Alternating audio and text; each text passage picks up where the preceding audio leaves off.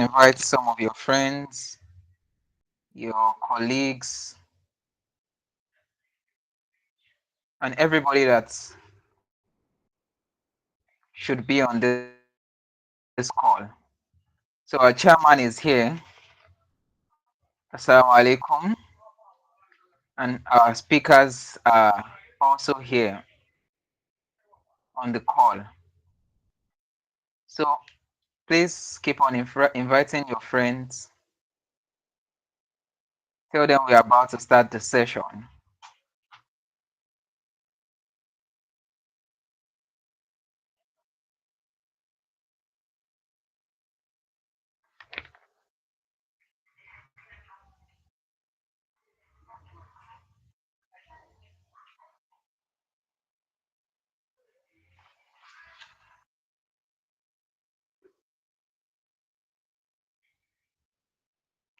Okay, so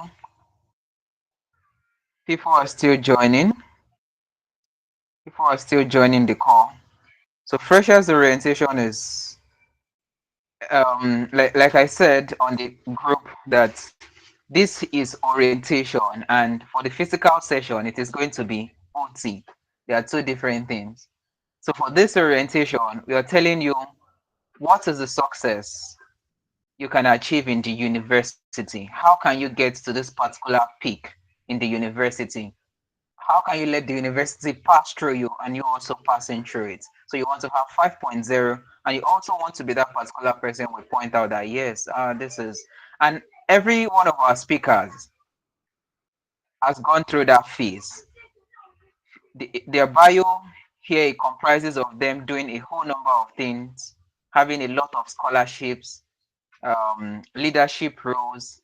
They have impacted here and there, and also they are still maintaining their 5.0 CG, sorry, not 5.0, but they are on first class.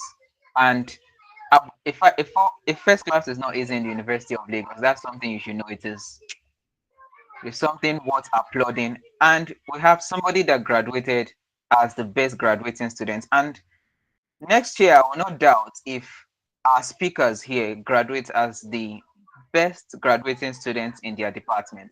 So now is an opportunity to learn from them. Like we say, it's learn from people that are sabi and learn from people that know the road, people that have done it before, and people that have tread the path successfully, not just treading the path. So please invite your friends. Let me see. Um, our live chat is increasing, I believe. So please keep inviting your friends to join the call, and inshallah, we'll be starting very, very soon. And I forgot to introduce myself. I'm Abdul Qudus Martins. I'll be the co-host for this great session, and the host of this session is on the call. Is I'm not going to be saying his name because he's somebody of high status. Is the PRO of MSSN Unilag, as that person that has been superseding every publicity you see all around. So it's going to be the host of this session. And inshallah, I'm going to be handing over the mic to him now to continue the session. So please keep inviting your friends, share our flyers, tell people that one of the best things that can happen to a student in University of Lagos is about to begin. So see you soon.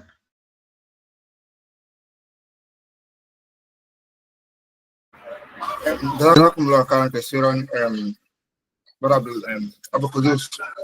Assalamu alaikum wa rahmatullahi wa barakatuhu.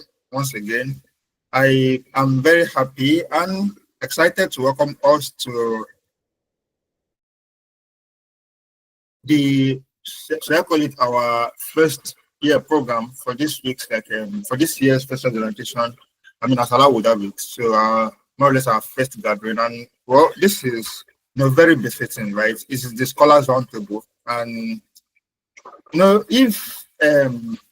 if I have ever had any desire, like I like to say, to maybe to even try my best as a University of Lagos student. I mean, a lot of people do not really realize that, oh, why am I even in school? What's like the point? Like school has come and all of those stuff. You know, it's like we have a lot of things going on around, right? And yeah, so for me, right, if there was ever that, that understanding that, oh wait, this is actually what school is, and as a student, right, this is what is expected of you. You might not only like maybe attain it, you might not, you get, but the foundation is having that understanding. And for me, and as it is with like a lot of other Muslim students too, that let me call it an epiphany, right? That realization started with the scholars roundtable, particularly. Not the the former looking was okay, right, then, but the scholars roundtable particularly, I had my mind literally like blown. I had a lot to be myself, and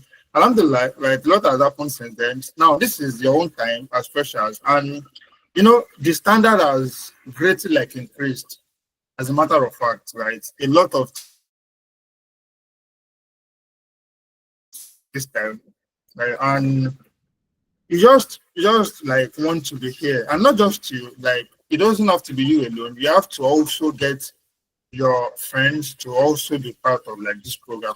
I mean, the greatest success is not success that is standalone. Doesn't have to be you alone. It can be you and multiple other people. It can be you and all of your friends. Nothing says you can't have a clique.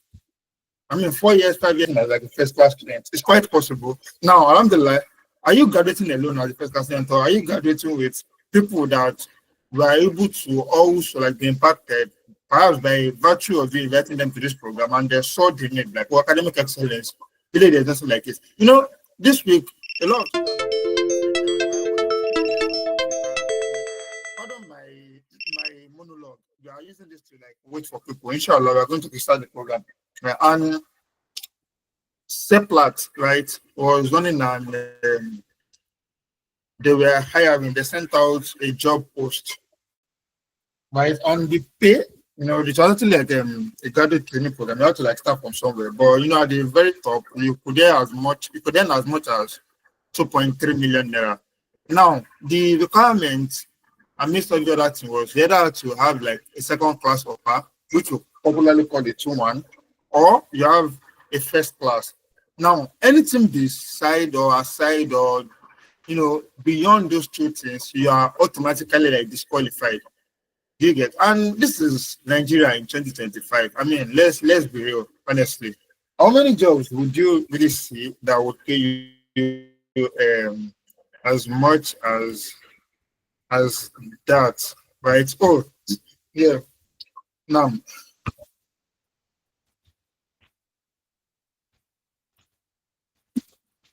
so yeah, please excuse me.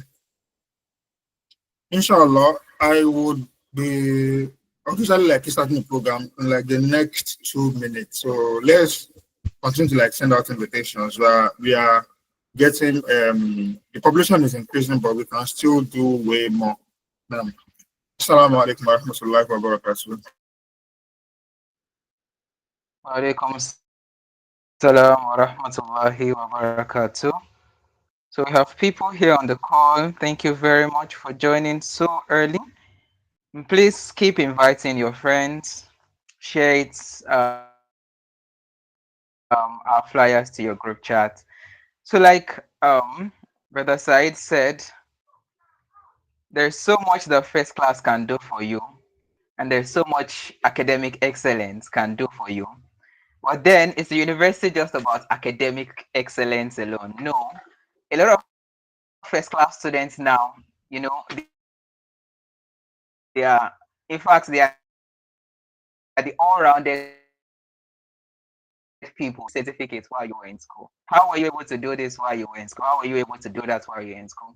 And more so, some of them are even AFIs as the first class students. Wow, that's something. That's like academic excellence at its peak, intellectuality at its peak, uprightness at its peak, and also being all-rounded at its peak. So, and these are speakers that we have here. They are the epitome of all these characteristics, and I think it's high time we started, right? So, um, the next thing on the agenda is going to be the opening dua and recitation from the Holy Quran, and this is going to be moderated by the PRO of MSSN Unilag, Ustaz Said Aremo.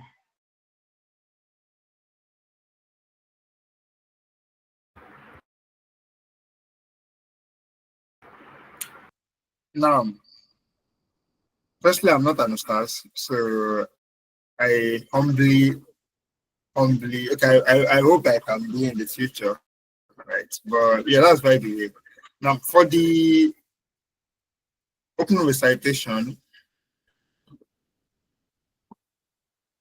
inshallah, I'm going to be inviting one of our respected brothers.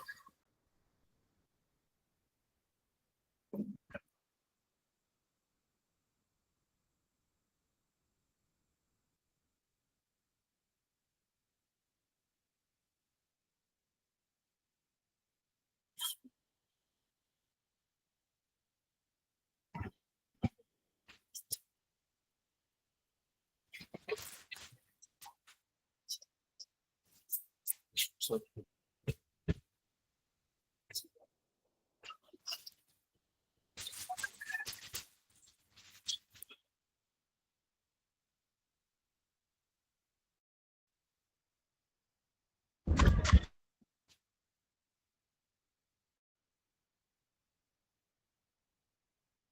now, so for the opening dua, apologies for that, please.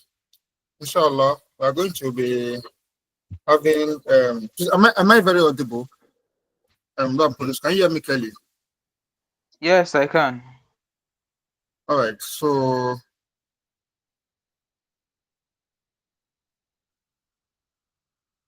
right. So for the opening dua, inshallah, we are going to be having one of our well-respected brother, Malam Abdul Basit Zikrullah.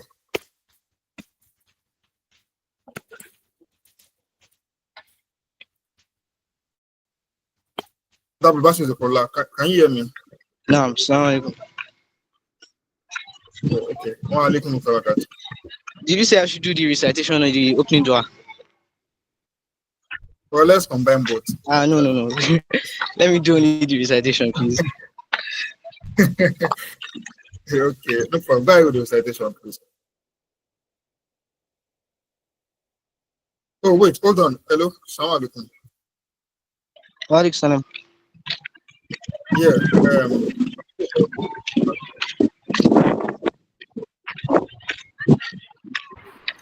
you can meet yourself. Actually. Okay. Yeah, that can. Now, so for the open door, I'm going to call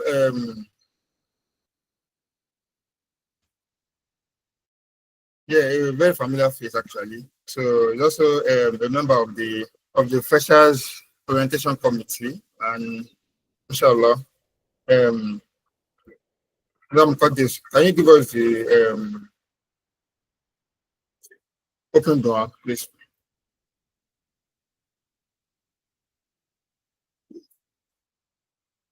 Wa alaikum salam wa rahmatullahi wa barakatuh.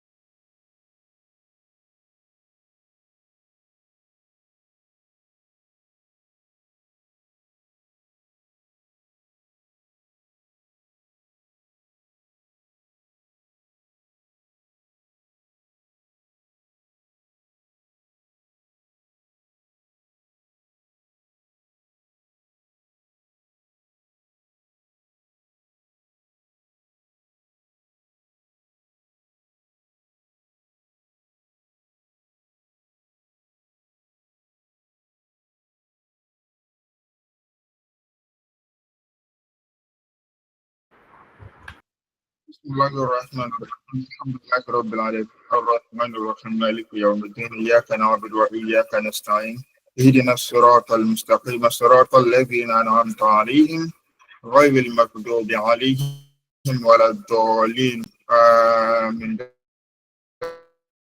جزاكم الله خيرا for that abundantly. Allahumma amin. Yeah. Now we have done the open prayer. We have committed this program to Allah, and we ask Allah to bless it for us. Allahumma amin. Now, so going straight to what as Muslims, right? We are unable to do anything. Like there will be no benefit. That's what I mean in anything that we do if we have not mentioned the words of Allah in it. If we have not said what Allah actually commanded us to come to this world, to this life to do. So on that basis, Malam Abbas is Allah. You can go with your recitation right now. نعم.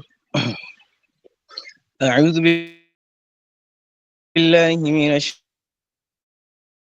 الشيطان الرجيم الذين آمنوا اتقوا الله حق تقاته ولا تموتن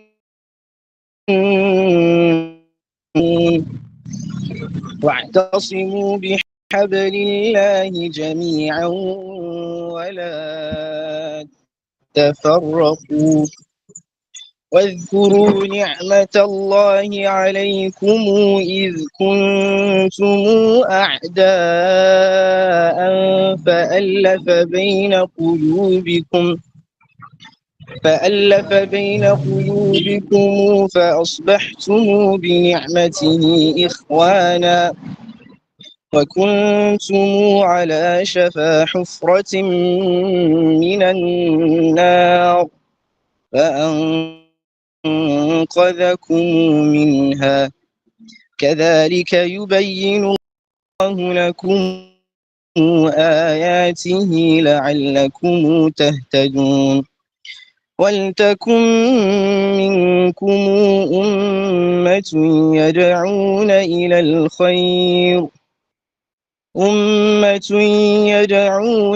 الخير ويأمرون بالمعروف وينهون عن المنكر وأولئك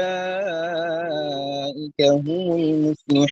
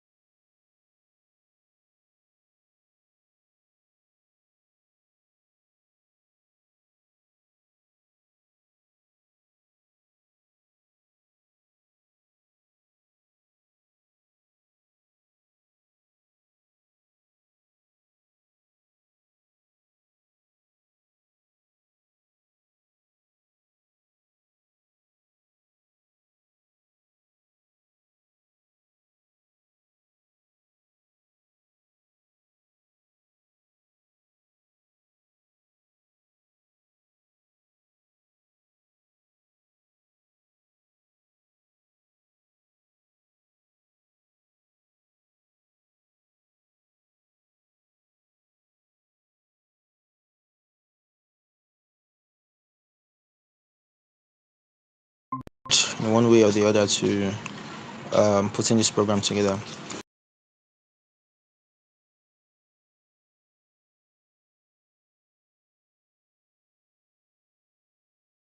The welcome address, but I'll just say one or two things. A lot has actually been said before now. A lot has actually been said, but basically, speaking directly to the freshers, I could say that having a program like this, not just even the scholars roundtable, but the entire freshers orientation put together by MSSN, like it's a very golden opportunity that we should not take with levity. There are a whole lot of benefits that you could derive from it. You'll get a lot of insights as to how to navigate your path in the university, and specifically University of Lagos that we are. You learn a whole lot of things. If you are maybe a tech savvy person, or you run a business, or you side hustles or co-curricular activities, like basically everything encompassing, right? And also most importantly, your spiritual life as a Muslim. So all these are like the main aim towards which the orientation program is designed to cater for. And speaking now directly to the roundtable which we are having now, it's, how will I put it? Will I say your one-stop shop for all your academic insights?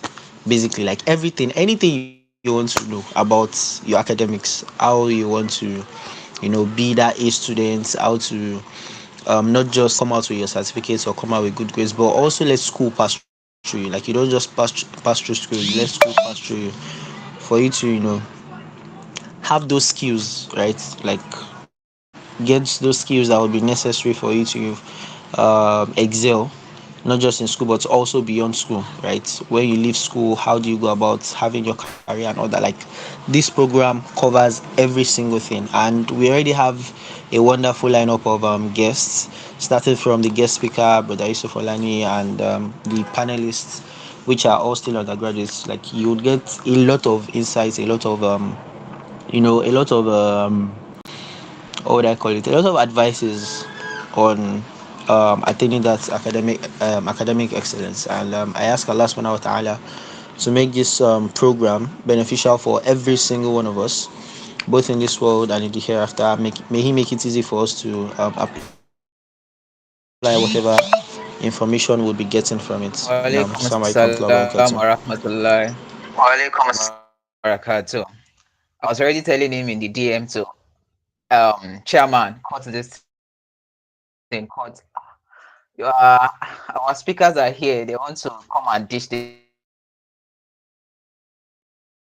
apart from what we have prepared. Jazakum, we say Jazakum Allah to Jazakum Allah Khairan to our chairman of this year's Freshers Orientation Program. A whole lot of work has been done behind the scenes. In fact, I still saw him last week and we spoke about these things.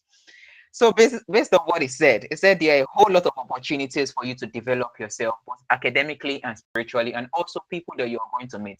I'll give you a very brief example. My first day in the University of Lagos, I told somebody very close to Access Bank that I'm going to CITS. CITS is just a straight path to from Access Bank, and this person points just go backwards. So going backwards means I have to go back to DLI. So those are the kind of people. They are kind of people like that you meet in university, whereby you tell them you're going somewhere and they'll tell you another place, but you are very, very naive. You do not know what is right and what is wrong. And this is why we are organizing this particular session. So you're coming out of this session equipped with the knowledge to be intellectually strong, spiritually capable, and also you want to be this particular person that is influencing your own society, not just somebody that is taking whatever people tell you, because you now know, oh, this is what the university is, and this is what is possible that I can achieve. Saying that, one of those people that actually influenced me or I admire a whole lot is our guest speaker, and I was on a call with him few days ago, and almost few minutes ago I also saw his video on Nasir Gewa's mentorship platform while he was advising us again to be one of the best and what he would have done better in the university. So now you're about to hear from the horse's mouth. Who is our guest speaker for today? Our brother, our Oga. He was also our own Amir in Engineering Muslim Students Association. Is somebody with a whole lot of profile, and I'm not going to bore you guys with his profile, but I have to say some. It's a must. You have to hear some of his profile to see what is achievable in the University of Lagos because he did this. So our guest speaker is Yusuf Olani. Um, from the flyer, you can easily tell that he was the best graduating student in the Department of Civil Engineering, a first class graduate and also a world class leader, like I always call him. He has volunteered in numerous organizations, including ISEC, PADC, GDSC, and MSSN Unilag. He was the two times DOS of MSSN Unilag,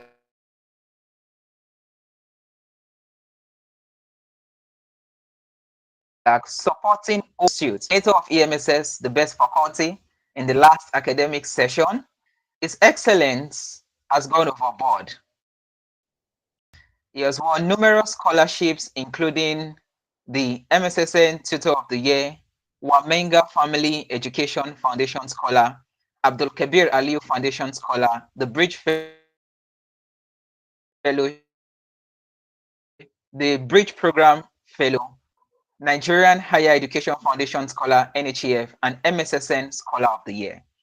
In his leisure time, he loves to read books, he loves to speak, to impact, and to also ensure that his Islam is not enough. That was the last thing he told us in the last session. So I'm inviting our guest speaker to give us the lecture of this freshers orientation. And what he's going to be talking about is building your path, key to success in university and beyond. So our guest speaker is on the call is no other person than Brother Yusuf Olani. Assalamu alaikum warahmatullahi wabarakatuh, sir. It will be of great honor if you could help us turn on your video. Yeah. Walaikum salam wa rahmatullahi wa barakatuh. Thank you so much once again for the invite. I'm really, really happy to be here. I mean, because this is somebody I really respect a lot. He's, I mean, he's just one of like those brothers that whenever we have conversation, there's always like a lot to learn from him. I don't know. I want to share my screen if that's fine with you guys, because I have a couple of things to share. And I must say, like, I'm really, really tired already for today, but it's MSSN in lag and it's like family for me, to be honest.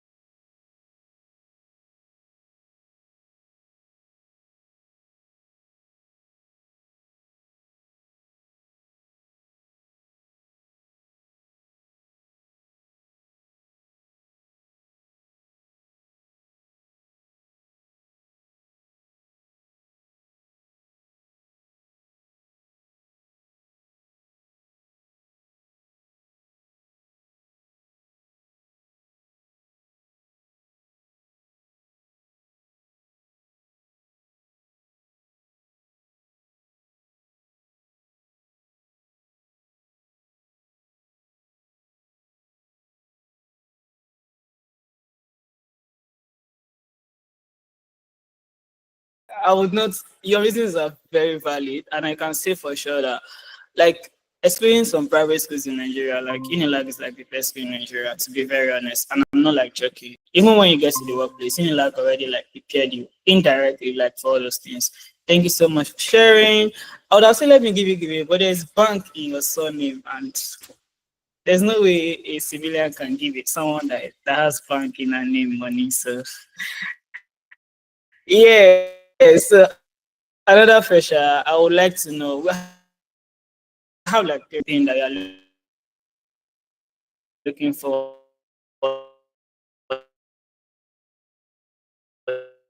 to in Unilag. And another pressure please. Preferably, have you guys start reading? I mean, you guys are start reading, but like, are you guys with me? I'm not sure. Like, a lot of people on this call. Let me see. Okay, Niniala Abdul Kabir. Please go ahead. Assalamualaikum. By the way, My name is actually Aisha. oh, Aisha, assalamu alaikum.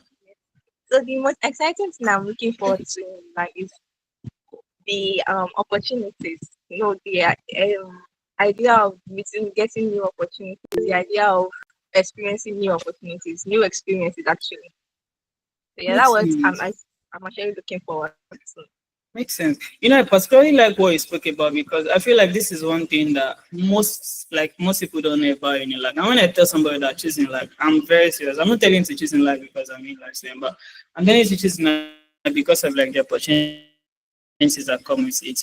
By the way, it would be helpful if you guys like when I call you next to just like tell me your department. For Mistura and Aisha, you can just drop it in the chat box because of time.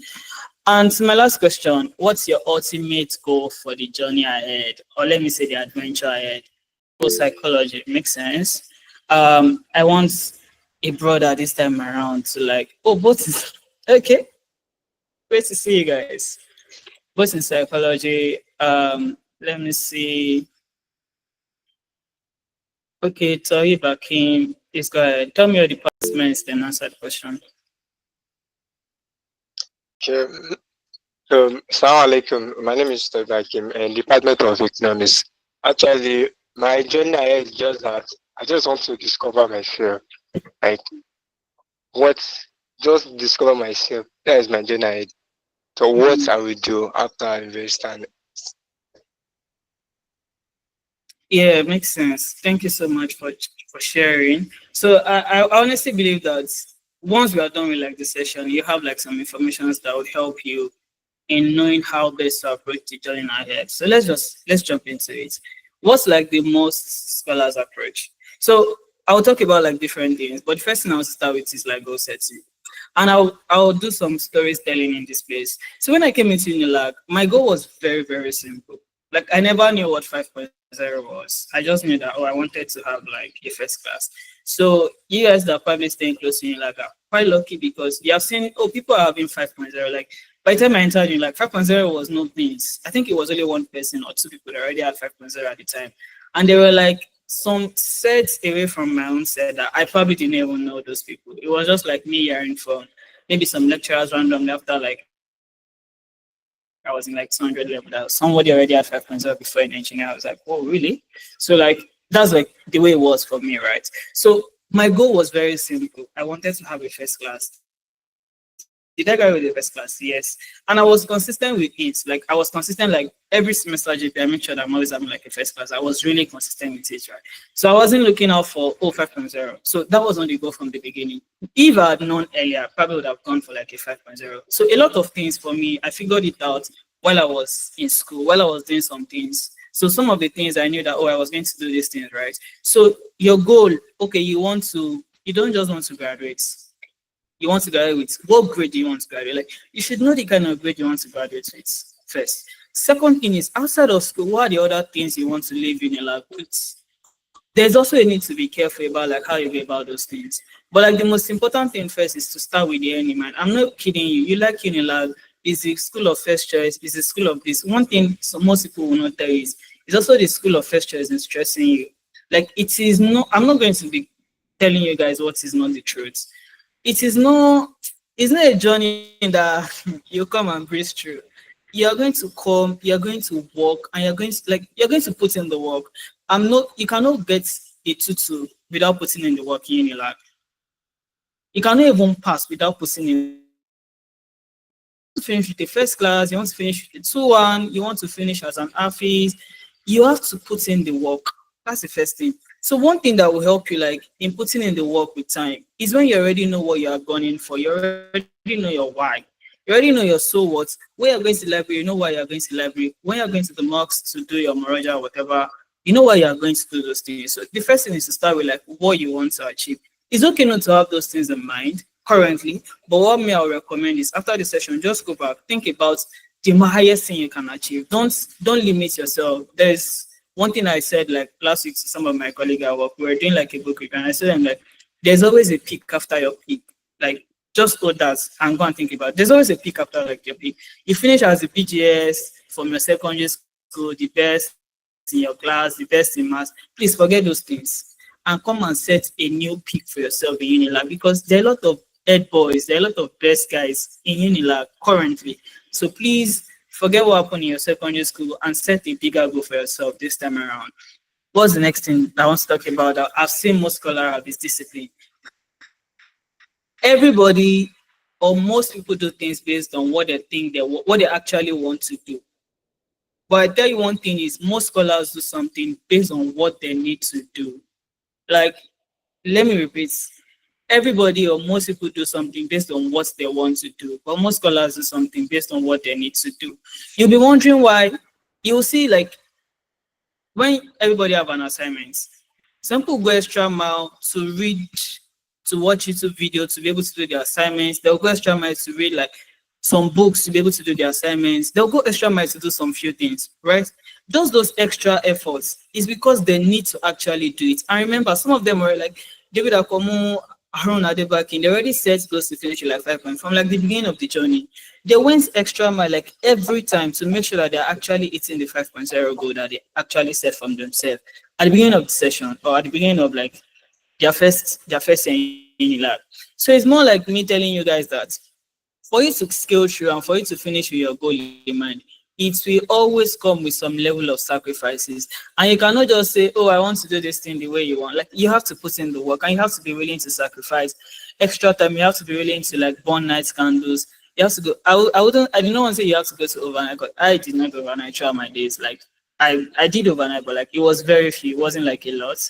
Yeah. So like I already knew how, like I already understood myself, and there was no need for me to go overnight. But like I went to the library like a lot, especially in year 1, year 2. Year 3 was when I really stopped seeing the library, but like I still had a place to like study outside of the library. So like it's just me telling you that it doesn't come easy, so you have to be ready to put in the work. And one thing that can help you with that is discipline. Third thing is people. What I intend to talk to you about here is two things. First is no one does it alone, to be honest. I remember when I was in my 100 level, I did not have a phone. I didn't have a smartphone. Like, you're very lucky. Most people have smartphone. Like, I was using like person will return the phone. The person actually returned the phone like a day or two after, and I collected my phone because I know you cannot use it. It was just like that bad. So I was able to like leverage my friends. I go to the mosques there, my friends like Musa Abdulkarim, they will teach me JG. Some people will just say, oh, Yusuf, have you done this? I've not done this. Then I'll borrow their material to read and I'll teach them. So the point I'm trying to bring out is you cannot do it alone. Those that finish with the 5 points doesn't mean they are the smartest guy. I finish as the best in my class. Doesn't mean I'm the smartest guy in my class. In fact, there are some people in my class that they already sat me down to teach me several times. So like you need to be able to leverage the people around you. That's the first thing. Second thing is, let's say your network is your net worth. You need to network with good people. Like your priority at this point should not just be your grade in when you're networking with people. Network with like good Muslims. And there's a reason I'm saying good Muslims. I know a lot of people that because they want to get like 5.0, they are moving with like say Christians or people that would encourage them to like improve in their Islam, right? They maybe not even like most of them, to be very honest, they don't used to get the grade. And I'm not joking. The reason is because Unilag is full of distractions. And the only way you can save yourself from distraction in Unilag is to be around the community of Muslims. And I'm not joking. This is something that you need to take very, very serious. If there's someone that's telling you that MSS, you don't know book, it's a very big lie. Like I joined MSS since I've been in GSS one. Like I used to be one of the guys that didn't like MSS in secondary school. I joined since I was in like year one, and I'm still like an MSS person till today, and it has really helped me like because the kind of people I meet, I put that they're not just worried about like having the grade, they're also worried about like the year after. And the reason why I'm telling you this is that um Allah has already said it. Kullu nafsin dha'iqatul maut. Like everybody will taste this. When is what most people don't know. In my time in Unilag, in my department, I think when I was in 300 level, a guy signed out today, he died the following week. Like he finished everything he wants. I know he wasn't even signing out. He finished his project defense today and he died the following week. Like what he came to do in Unilag, he finished everything and then he died the following week. When we're in 200 level, we lost a brother. In my set, when we're in 500 level or so, we lost another brother that was like some levels below. So if because you want to get 5.0, you're not forgetting your year after, you might need to do everything. Another thing is time management. I feel like I already addressed this a little bit. Year one, particularly, is full of a lot of distractions. There'll be a lot of things. So in my 100 level, I can count the number of things I attended MSSN, what's it called? Freshers orientation. I remember when I attended the scholars roundtable then, it was too much. I did too much that spoke. And I went to meeting that, like I made up my mind that day that inshallah, like one day I'm going to give, like I'll be like in the position to talk about this. Alhamdulillah, I'm doing this now, right? But like I remember the first time I was called to like speak at one of the scholars roundtable, I too much was also there that day. So I told him that you remember you did this during my sets, right? But like how this was actually that was me like me setting like a goal at the time. Like I wasn't deep about it. But the point I'm trying to bring out is one thing that most people struggle with is time management. You want to do this, you want to do this, you want to do this, you want to do all these things. You have to be able to manage your time properly, especially when you are new. If you know you are still struggling with time management, you need to learn how to plan. There are a lot of things you can read about. Some of them I'll just like read, I'll just like talk about. So I use different things. I used to have timetable, right? There's also something called like Eisenhower's matrix. You guys can look it up. It's sort of like help you like plan your day using like urgent, important, and not urgent, important. Like what is urgent, what is not urgent, what is important, what is not important. There are like 4 matrices. Just looking out Eisenhower's matrix, so you can then know that okay, I need to do what is urgent and what is important first. The way I define it is very simple. Urgent is something that if you do not do it now, it will kill you now. Importance is if you know this now, it will still kill you, but like it might not be immediately. A very good example is you have an exam and they are telling you that oh you need to print your docket before 11 p.m. tonight, right? And you're now saying I'll print it tomorrow. Well, you will repeat though. You will take that level again. You will still pay the school fee again. Because if you don't print that docket now, it will kill you now. Like there's no how level is it? There's nothing that is delaying the impact of you not doing that thing now. But you have exam in April. I mean, you have to start reading definitely now for me. But like, let's say you have an assignment that is due for submission in April, and you are sure that the assignment will not take you more than 2 hours. You can say, I'll start the assignments in March. I'll start the assignments like a day or two before, right? Which is okay. So that's just another approach to also look at. So there are various ways to look at things. There are various things, but like one thing most people struggle with when it comes to time management is distraction. So you need to find a way to remove distractions. I have an approach I used to always use, which has worked for me, is to have more things to do on my table, such that distraction will never even have a way. Like I joined this call because I just left work. I'm still actually working, right? Like I'm working currently. I just had to like take some few minutes to the call, like when I just start like my presentation, like 2 minutes, then I start my presentation immediately. So the idea is like when you have a lot to do, you won't have time, right? But I mean, some people are not able to cope with this, but that's just my own approach. So if you can try to use it, but like I definitely recommend reading more about this. 2 books that I would recommend that can help in that regard is Atomic Habits and Deep Work. Yeah, I think those 2 books are really like really good book on time management, so you can check them out. Prayer.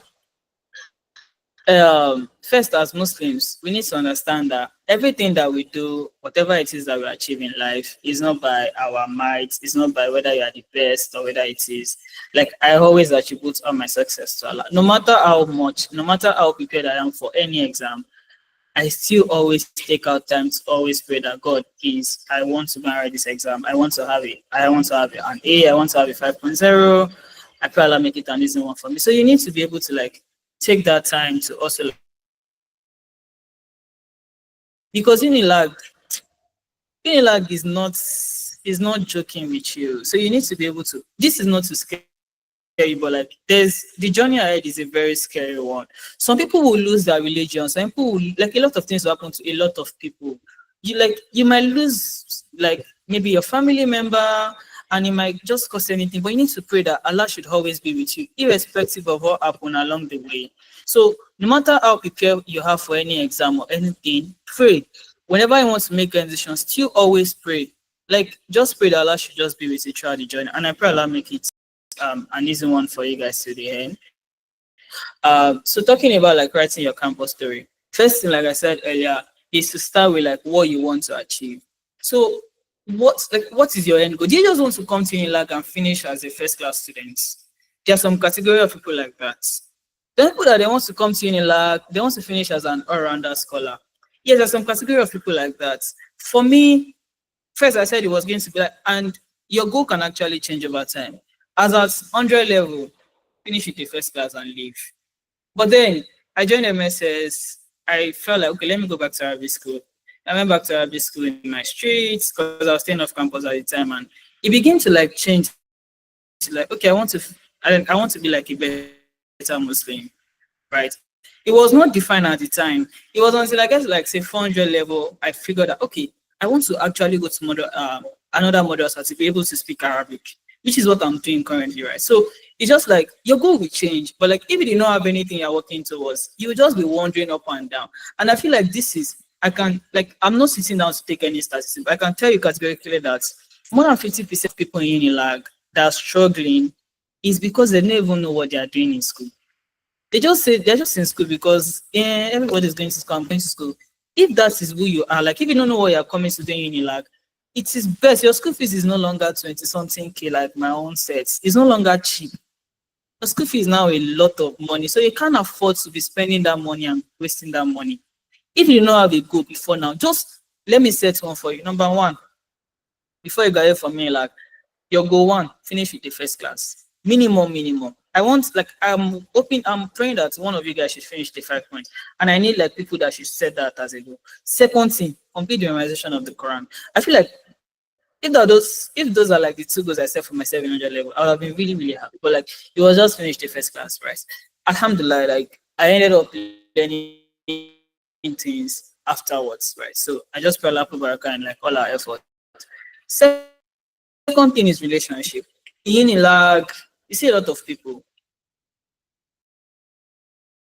I say you guys are in your defining decade. Ideally, when there is the word defining decade, most psychologists, right, most research is like your 30. But I'm telling you, your own defining decade actually starts now. Because most people will be 20 before they graduate, or when they actually graduate. There's no way you not be 20 by the time you finish school in UNILAG. Inshallah, there won't be strike. Right. So your defining decade already started.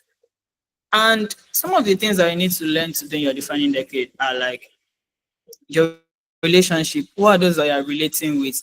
Are there friends that are helping you becoming a better person? Are there friends that are reminding you of development, your Islam, your goals, your life? Are there friends that when you tell them that, are there friends that will tell you to go and watch a classical over your exam preparation? Or are there friends that will encourage you to go and watch Chelsea, Man U, because during the time for Astrid? Or are there friends that will tell you, well, if you know fast, nothing will happen, miss Ramadan. Like, you need to be conscious of the kind of people you keep in your circle. I know some people actually met, I'm not supposed to say this, so some people not attacking, but I'll just say it. Some people actually met like their future husband and future wife while in UNILAG. right? I'm not saying you should go and be looking for wife and husband. Though. Please, that's not what I'm saying. Myself, I did not find my partner in Unilag, and it was because I didn't even make any effort. So if you want to shade me sharp. So like it was not like something I was thinking about until like I was almost graduating. It's fine, we'll see. Like there are a lot of people out there. So inshallah, I'll see my own when it's time. So I pray Allah to make it an easy one for me. I mean, and you guys too. Number three, personal development. For this part, I would also want to chip in career development. So personal development, you're not just coming to school to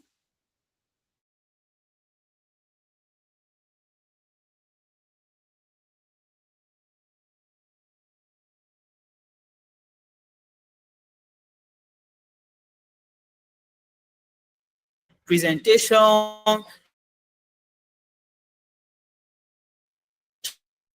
just name it. It's different things, opportunities. Like Aisha said earlier, there are a lot of opportunities in Unilag. I used to tell people that every opportunity I applied to Unilag, I already knew this opportunity like maybe a year or two, maybe very few of them I just like maybe just hear about them randomly and then I decided to apply. But like I used to make efforts to apply. And that's also come down to like relationship. I'll just give like a very good example. When I was going to apply to CBP, it was me just speaking to my friend telling him that, oh, this is what I'm learning now, and this is what I think I need to learn next. And my friend was like, oh, Yusuf, you should try to apply to TDP when it comes on. And that was like 2019.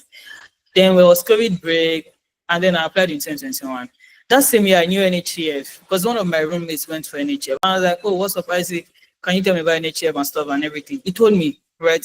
And then when it was time to apply, I already had the relationship and connection. I was able to apply. So it's just not like taking charge of your life.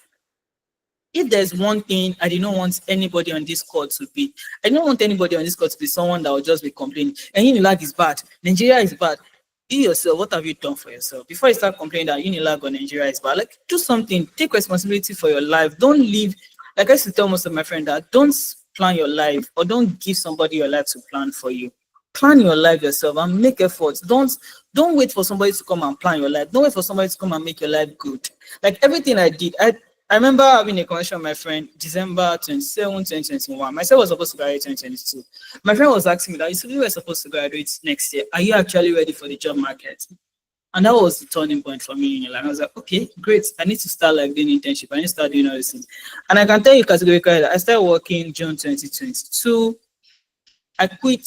I stopped like working. The only period, like even when we have school exams, sometimes I'm still going to be working, right? And then I just take break during my exam period and stuff. But I keep working from like June 2022 till like January 2024 when I said, oh, I wasn't working. I just want to focus on my like final year and get like another job. And that was the only period that I would say that probably I was not actively engaged in like any job, like any paying job. So like that's not waiting for somebody. I met one of my senior today. He came back. He's currently doing his PhD in the US. He came back to Nigeria. Like I've not even seen him for a very long time, but he came back and he called a friend to like reach out to me. The point I'm trying to bring out is his relationship. We had a very good relationship while I was still in Nigeria, while he was my senior. He used to see my post on LinkedIn. He used to see what I'm doing, and he was really interested. He came back to Nigeria. He had like a lunch with like some of us, and he invited me to just come and talk. The idea is like I already pieced that relationship. I've also developed myself and okay, my time, Abby. You can just like, don't worry, like, tell me the number of minutes I have left so I can wrap up. Or you can just text me on WhatsApp instead. Yeah, so I already like built that relationship, Sha. So that was one thing that really helped. Spiritual development, I think I've said a lot about this, so I would not just talk like so much about this part. There are a lot of opportunities to develop yourself spiritually. Please take it. Please and please join MSS, engage in MSSN activities. It won't hurt you, but please do it and do it like for the sake of Allah. Don't do it because Bryce says you should do it. Yes, I mean, it's a good thing. I get to get the reward, but like, please do it for the sake of Allah. Don't do, so they will see me that I'm an active MSSN member. Some people didn't even know my face. Some people not just maybe know my name because I was an ESCO. Like, if I was not an ESCO, you probably wouldn't know me at all. But like, do MSSN activities for the sake of Allah. Don't pray, don't joke with your salah, don't joke with your ibadah. Please and please and please. I pray Allah make it an easy one for you. Most importantly, this is something I did less in Unilag. Please have fun. Like have fun, engage. I'm not saying you should play when you're supposed to read, But whenever you're on holidays or whenever there are like fun activities that you can still take part in, please, I need to lay emphasis. Allow fun. I'm also saying this. Don't go to show or comedy skit or show or whatever it is. Please, these are the kind of things I say you should go for. Go for things that are halal. That what you are going to be doing there, if that is your last act on earth, you are safe that you'll be able to face Allah and say, Allah, this was the last thing I was doing when the angel of death came. Right? If that's not the case, please don't go there. Always ask yourself that question before you go for any party or whatever it is you want to go. Right? Your academics and your faith. I have two things I want to talk about here. Let's start with what's the purpose of man existence? Like why did it actually allow? You can play football now, it's not around. Like if that was the last thing you were doing, don't play football when it's time for Salah. But like please let's keep our question towards like the end so I can take it. What's the purpose of man existence? Very simple. Like the ayah is very clear in the Quran. Right? وَمَا خَلَقْتُ الْجِنَّ وَالْإِنسَ إِلَّا لِيَعْبُدُونَ. Like the only reason Allah has created us, myself, you, everybody else, and the jinn is just to worship Allah. No, there's no questions asked. Like that's just it. So worship has been defined like in different ways. There are various pillars of like Islam that we all know, right? I'm not like a sheikh, so I won't be dwelling into that part. But like I want to believe that these are like common things that most people should know on the core, right? So that's the reason why Allah has created us. Then why are you like on campus, right? So the reason why I decided to come up with this too is that in you trying to achieve your goal on campus, some people used to forget their purpose on earth. And then I've seen some people that they are not balancing. This is a very tricky thing. They're not finding like a balance. What did I mean?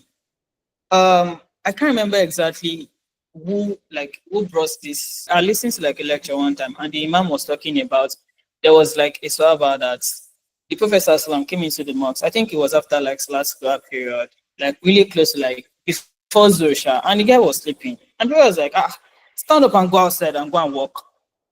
So the idea I'm trying to bring out here is that there is time for everything. It's not like you say, ah, because I want to, I want to, I mean, you want to achieve the best of your life, very good. Then you now sit down and things will not be proportion. When you pray to be finished, you will not stand up. You have a TM class, or you will stay there till Zoom. You miss your ATM class, you miss your 10 a.m. class, you miss your 12 p.m. class because you want to achieve this thing, right? There was like an hadith, I think it was Aisha, one of the wives of Prophet Sallallahu that narrated it, that some Sahabas were coming. One of them said he will just be fasting in his entire life. He's not going to break. One is like he will not move close to like his wife. The other third one, I think I can't remember which one was that.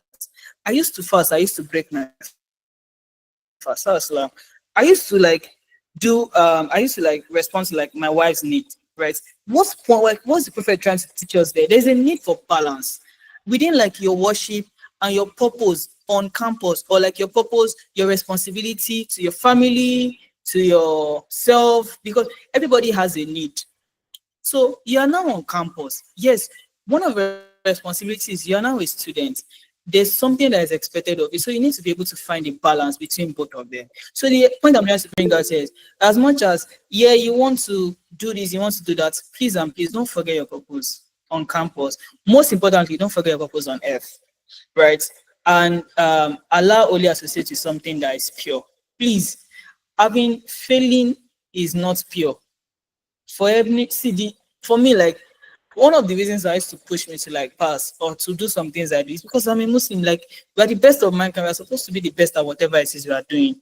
Not just saying we are the best of mankind. Be the best at whatever it is you are doing and lead by example. Like most of the things that you see in media, they'll say, oh, like you know the way the media is to paint the Muslims now. Like they'll paint us as bastards, they'll paint us as Muslim terror, they'll paint us as this. Like we need to change that narrative. And it starts from being the best at whatever it is that we do, right? Then life after school. This is like my last slide, I guess. I'll talk about the reality and then I'll talk about my recommendation. The reality is, if you think you're still in 100 level, my brother, my sister, your life after school has started. Now, like it has already started. Don't like wipe off that mindset that you're still like you're just starting. No, just assume that you're already beginning like your life after school, till like after school. Every step you take counts. So I just want to give like a quick background story. My current job, I remember when I did my last interview, it was not the typical interview, tell me about yourself, tell me about this. The guy literally, like the CEO literally went to like I'm wrapping up already, Abdul Kudus. You're just gonna be like, I'm wrapping up already. So I'll not talk about that story, but like the point I'm just trying to bring out is like even when you're doing interviews or when you're doing anything outside of school, these things are going to come up. So every step you take counts. Whatever thing that you're practicing when you're in school counts. So like please try as much as possible to take the right step. Be careful of getting lost in the ocean of experience. It doesn't matter if you know how to swim. I decided to like bring this because some of you would think, oh, I know it's all head boy, 5 points or A1 parallel in YF. My brother, you need like see, I know it's several could add A1 parallel or several this that. In the first year, the team will first check you. Like I was the best for my secondary school. I was the head boy. I had distinctions, like all distinctions in my work. Even English, I used to struggle. I had B3, right? But what I'm trying to bring out is there was a time in my 100 level that I felt like, God, did I even know anything at all in my life? And that day I remember like they sent like someone sent money to me for me to like fit. I used the entire money to buy textbooks, like everything literally to just come buy textbooks. It was just that like very, very serious for me because I felt like God, what did I know before now? So things like this are going to happen. But like alhamdulillah, there are brothers and there are people there that used to tell me that, oh, so this is what I need to know, this is what I need to know. And they were there to like guide me. So like I'm just saying that as no matter how good you are, mentorship plays a role. So you need to like be careful. You need to know the kind of people you work with. There are a lot of things happening in Unilag around. You guys are lucky. You are still doing online. If you were to be with something like in person, okay. I'm guessing that is like a cue for me to wrap up. So yeah, I'll just do that. Then my recommendation, I've said this before, be mindful of like those that are going to be like a friend, seek guidance and mentorship, internship and volunteering. There are a lot of them. So just like seize those opportunities and use them. Most importantly, please fear Allah. Whatever it is you want to do, always have the fear of Allah at the back of your mind. Thank you so much for listening to my TED Talk. I like to just do that. So are there like any question? And I'm really sorry for like taking so much of your time. At the Kudus and Maga sides. So yeah, any question? Yeah, Jazakumullah Khan for that. I'm one plenty very so honestly. It's always like an honor to listen to you. To be sincere, we don't want to stop you from talking, but yeah, we still have like a lot of plans for our freshers tonight, and yeah, the program will like us to go. So this is what we're going to do, right? We have an app. I'm just going to like briefly present my screen so you see. And the link was left to like everyone, like on Slido, first to go and leave their questions on Slido. So we'll take the questions from there, then two more. Or let me make it three. I'm doing generals a lot tonight. So we'll take three from here, right? And yeah, that will be all, honestly. So but allow me to just briefly share my screen so you see the question yourself. Like, that works. Hello? Yeah, that works. Please go ahead. You can share. All right. So the first person wants to know how you trigger starting relationship with scholars that ignore or people that prioritize themselves. What am I reading for you? You can read, sir. Yeah, it's fine. It's fine. So to be honest, relationship is like a two-way thing. So I used to tell people like relationship should be built on sacrifice, not benefits.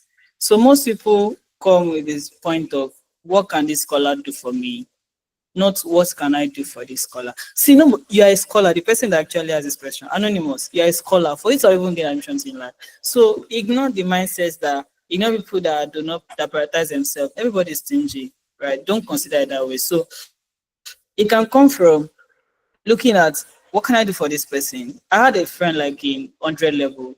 Basically, what she just like how we became friends is when I come late or when I come to class, it's either she keeps it for me, I keeps it for her, or it comes from, oh, I did not see you in class for like 2 days. Ah, what's up? And then the person would like I will just give offer like my note to the person. It's not like I'm doing anything big, right? I had people that had first like 5.0 like in our first year in my class.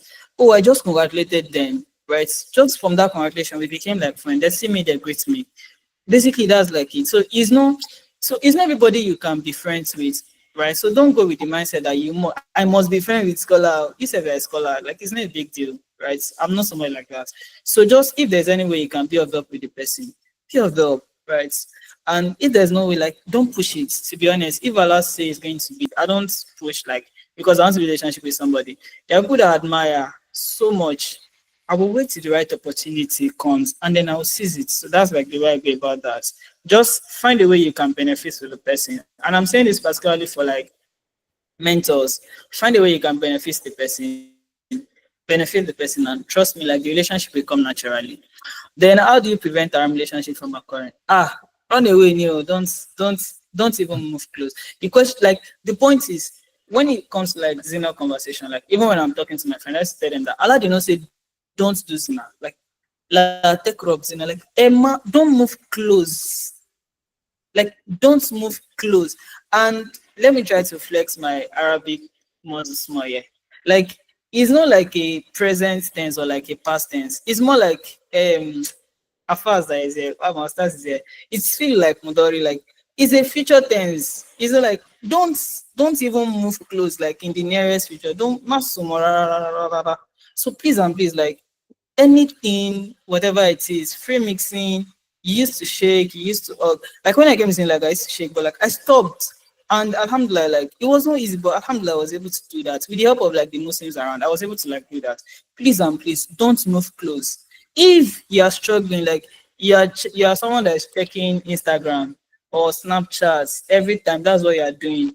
You are moving close, not near. Because it's from looking at somebody once you start a post, you're liking the post, you're checking the Snapchat. One day you guys will jam each other and you're like, are you Ajia this thing on TikTok? Your brother Mulikuddin on TikTok. Before you know it, you guys will start following yourself. From there, brother Mulikuddin will miss Ajia Mulikudat. And then you guys will do something that you're not supposed to do. And I'm not joking, this is something that you need to be very, very careful. See, I beg you with the sake of Allah, please and please, anything, don't, that's like, I remember when, let me tell you the advice my elder brother gave me when I gained admission to lab. He said, Yusuf, please and please, don't go to in lab to look for girls, right? Just go to in lab to work to the point where girls will look for you. To be honest, like, I just picked the first part of it. Like, even got to the stage that sister said, what do you want to come approaching to do? Like, you already know that this brother is always, is either he's reading or he's doing something with his life. And the reality of things, like coming out of school now, one thing I figured out is first, when you're ready to like marry, the kind of people you would be attracted to will be different. Like, and I'm not even joking this time around. The kind of people you'll be attracted to will be different.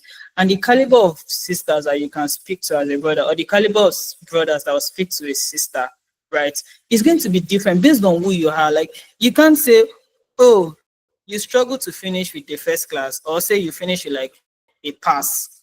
They look at your CV. You probably didn't even have like a CV, or you probably didn't have any other thing you're doing with your life. Like, it's just when they look at what you're doing, the only portfolio you have is Instagram.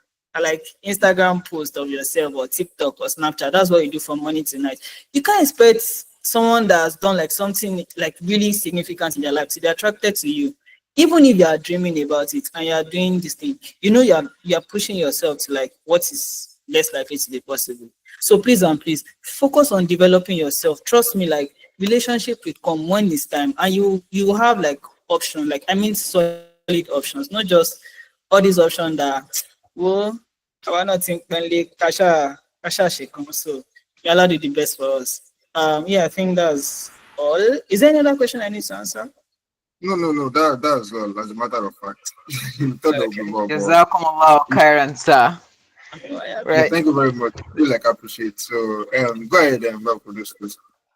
right. I can't say a whole lot. If I start to talk about Bra Yusuf, I don't think this time is enough. I'll spend 2 hours, then I'll request for more time to continue, and that's just on his bio because we're always shortening his bio. So Jazakumullah khairan, sir. We pray Almighty Allah continue to reward you increase you in knowledge, wisdom, and understanding, and also bless you with the type of sister that's you are that you are praying for and you want, inshallah. Because he said he didn't have any in the whole of Unilag. Wow, it's scholar. That's that's what we call scholar. Jazakumullah khairan, sir. Thank you so much. I mean, Jazakumullah khairan for your time. Thank you all for having me. Mr. Chairman, sir, I Ameen. will be leaving in like 5 minutes if you permit. All right, Mr. Chairman, please. I think you should go to his DM to extend our utmost gratitude. Jazakumullah khairan, sir. So now, I thank you each and every one of our audience for being on the call, and I believe you jotted one or two down, not service. And one of those things we talked about, which I really think is really worthy of holding on throughout the university, is you want this to be that linear student from library to, how did I say it, from library to, no, you want to be that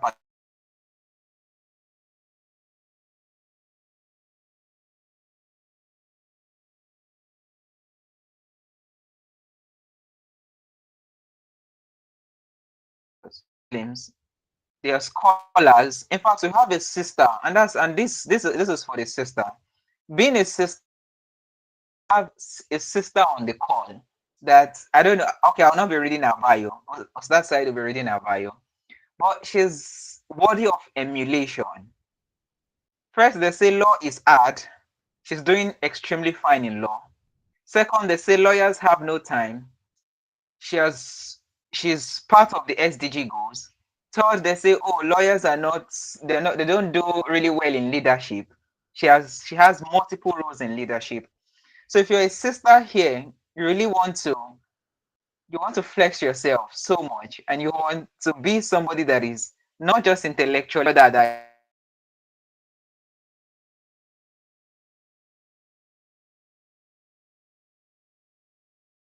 is and this moves us to the next session, which is our scholars roundtable, where we have people undergraduates in the University of Lagos that are also from 200 level to 400 level in their first class, and they want to share their knowledge with you on how to tread this path.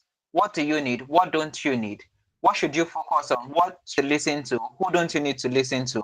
Which organizations do you need to join? I'm part of the members of MSSN Unilag, and MSSN Unilag has done so much for me that I cannot say. And there are also other organizations you can volunteer on to better yourself academically, improve your resume, and also become part of the high flyers that we have amongst the university. So I'll be opening this session, but I'm not going to be reading the first bio. And the first bio will be taken by a very summarized one, actually. We're not going to be reading everything because of time, because we want you to enjoy our speakers.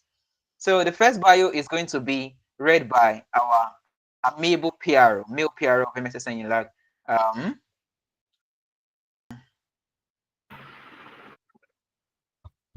Now, so scholars want to go, well, is and is going to like read the bio of our first speaker. And because I'm so excited that firstly there's a sister here, and who is not just a sister, but she's also from law. You know, there is this phobia, like we hear a lot of things like it's not possible to have a first class in law. I mean, law always produce one first class every year or something. Oh no, they don't produce first class at all. Well, here we have a first class student who is doing well leadership wise and in every other area, right, of our life. So, ladies and gentlemen, brothers and sisters, I present to you Ajia, Miss Miriam Ade Delapo also, who is interestingly a final year student on the faculty of the University of Lagos, a writer, a fashion designer, and an art illustrator. Currently, she is the editor-in-chief of the Nigerian Association of Muslim Law Students, right, of the University of Lagos, right, and at the same time, she is the director of research, one of the insurance corps Unilag. She is also an executive editor at Unilag Law Review, a staff writer at Law Brass Magazine, and she had opportunities at companies like Temi Batro, Victoria Kidemila, and also, of course, Alfred Delicroix today. That's just like a few. Additionally, right, Ajia Miriam has received numerous scholarships, just like they are at the Kabir Ali Foundation that our keynote speaker also received. And at the same time, she was a 2024 fellow of a bridge program. Um, I am so happy and excited once again to welcome Hajia Miriam Adulakpo also to our Scholars Roundtable today. If she is here, she can just, get her presence with many emoji. His name is Yusuf Barka Boduri. He's a first class student of Boduri. He's a first class student of Electrical and Electronic Engineering University of Lagos, Department of Electrical and Electronic Engineering University of Lagos, Department of Electrical Engineering, is driven by passion to curb effects of climate change and also reduce overdependence on fossil fuels in Nigeria. He's also interested in diving into intersection between electrical engineering and sustainable development, vast vast in diverse ETS examination, and during his free time, he likes to share his knowledge with others, join, give back to communities, and also read. Teslim to the house. Assalamu alaikum. Assalamu alaikum warahmatullahi wabarakatuh. Wa alaikum assalam wa rahmatullahi wa barakatuh. You know, a scholar when they speak is always subtle and nice. You know, a scholar when they speak is always subtle and nice. All right, the next bio. Nice. All right, the next bio. What's that, Said? Okay, the next panelist, right, on our Scholars Roundtable is a, well, if I don't want to call him a former professor, yeah, but is Brother Abdulwaris Kehinde, a student of accountancy and a qualified accountant and penultimate student from Department of Technology and Professional Education, University of Lagos. He he is the former director of studies for his MSSN Solar Area Council and currently serves as the DOS, which is also like director of studies for its Faculty of Education Muslim Student Association, FEMSA as they are called. So Abdulwaris is enthusiastic about SD, believes that every individual deserves access. So Abdulwaris Kendi, if you are here, you can just send say us a Muslim. Assalamu alaikum warahmatullahi wabarakatuh. Alaikum salam wa Wa barakatuh. Very alaikum interesting. assalam wa rahmatullahi wa barakatuh. Waris, I'll also be connecting with you on LinkedIn. So in case we join the call late, my name is Abdul Very Kudus Martins. information as well to add about Abdulwaris Kendi. So Okay. yes. So he follows Onokoya a lot and believes that everybody can actually do great things from small places. So Oh, Jazakumullah yeah, khairan. That's solid. Small, because that's small, and small doesn't mean it can't be beautiful. That's so nice. Then talking about Tunde Onokoya, our next panelist name is Mustafa Tunde. And I have interest in this panel a whole lot because I feel like the next field we are going to, like the next hot cake, is in financial accounting, and that's something I feel like, yeah, in the nearest future, because I need this money now. This money is something that we all need. So Mustafa Tunde is a 400 level student of the Department of Accounting at the University of Lagos.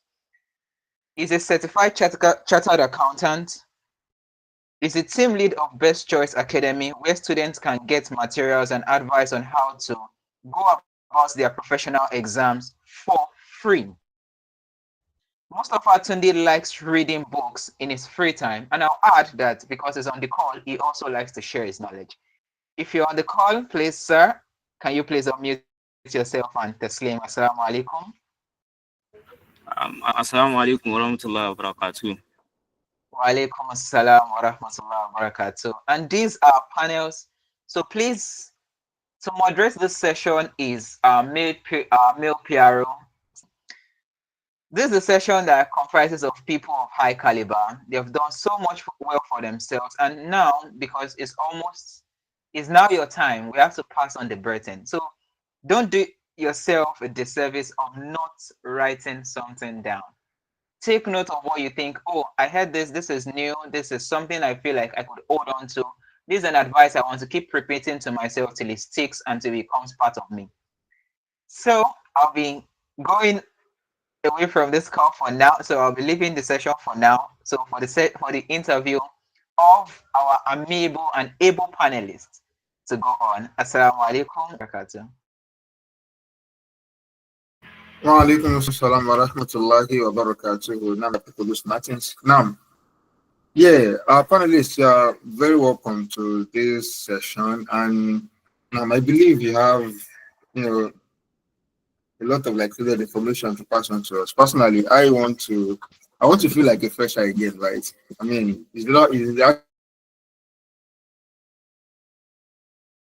maybe yeah, so this might be like a turning point for even maybe like a year three or even like a year four student. So now, my first question in the order of the introduction of our panelists, right? So we're going to Hadia Miriam Osho, right?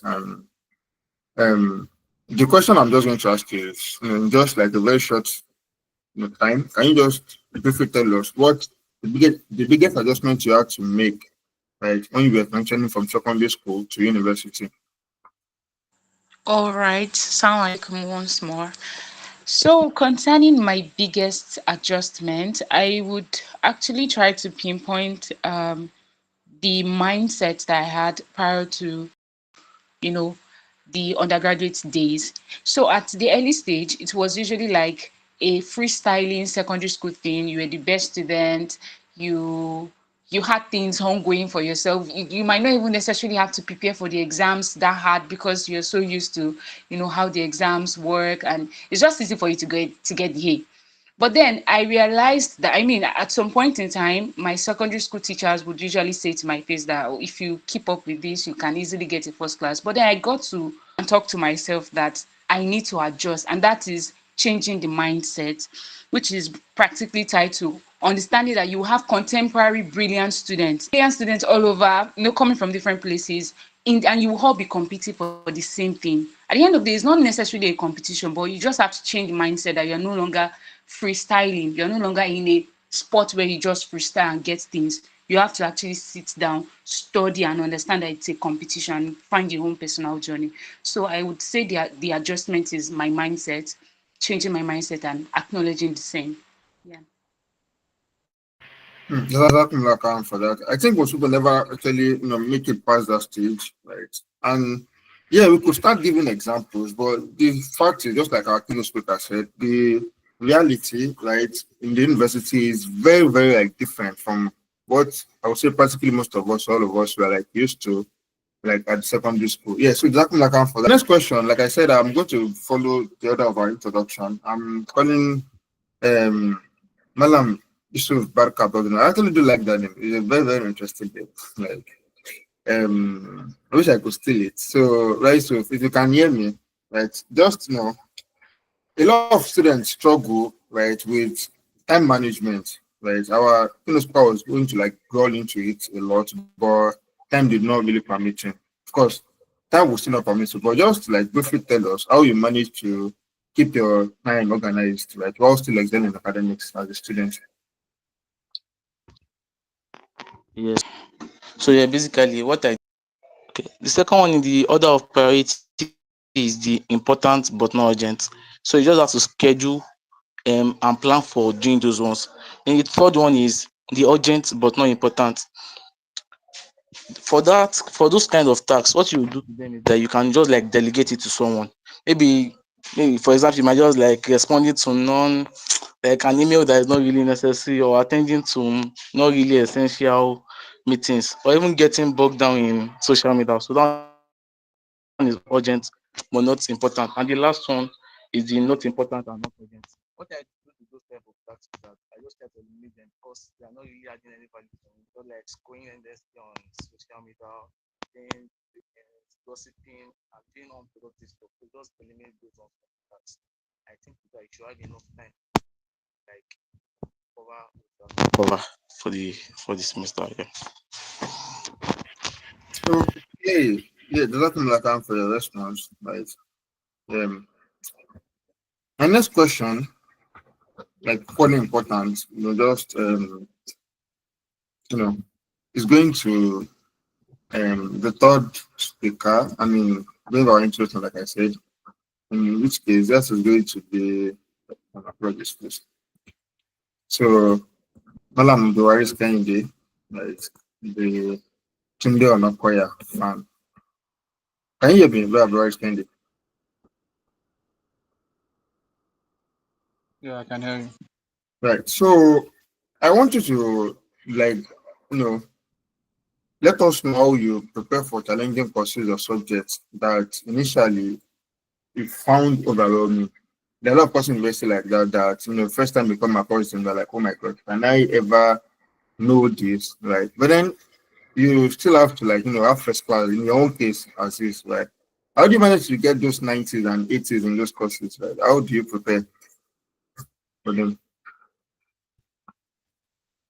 Okay. Assalamu alaikum once again. Alaikum salam. So regarding that question, yeah. So if I can remember vividly, there was this course I did in my 100 level. It was a 3 unit course and it was from FSS, Faculty of Social Science. So one funny thing that happened was that after the results were out, it happened that nobody in my department got an A in that particular course. The fact that it was a 3 unit course, right? So that was where I discovered that I feel like I knew this subject for engineering science. It seems like it's a different ball game here. So I had to like plan better for the next one I was going to do. So here's what I did. I had to like firstly meet my seniors and on that first of all to ask them what kind of how do they say their questions and how best do you think I should answer this kind of questions and all of that. Then secondly was that I had to read beyond the materials and the classes that we had. And I think the lecturer even had a YouTube channel where he gave us videos to watch and everything. But in addition to that, I had to like read further on the web, like to understand the concepts deeper and like have a proper knowledge about what's being taught.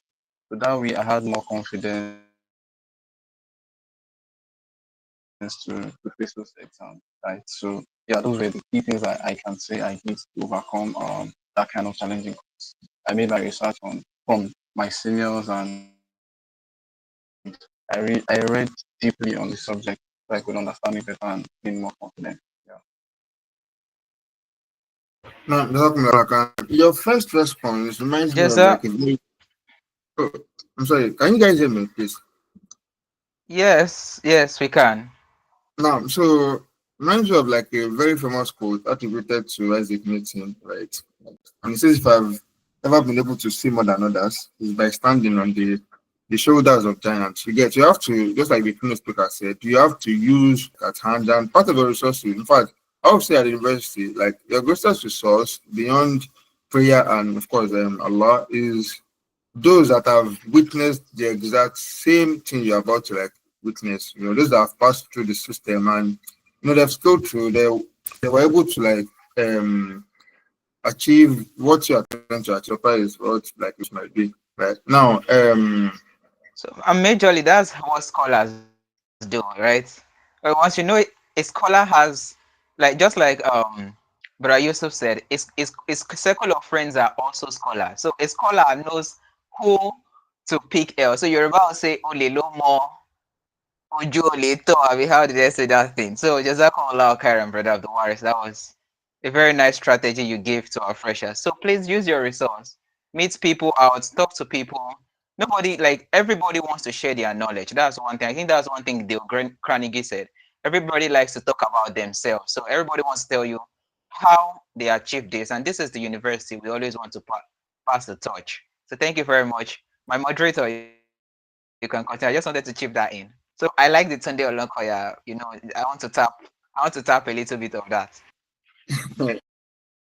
I mean, maybe next time I actually have my idea why I'm not part of this panel session too, but it's fine, no problem.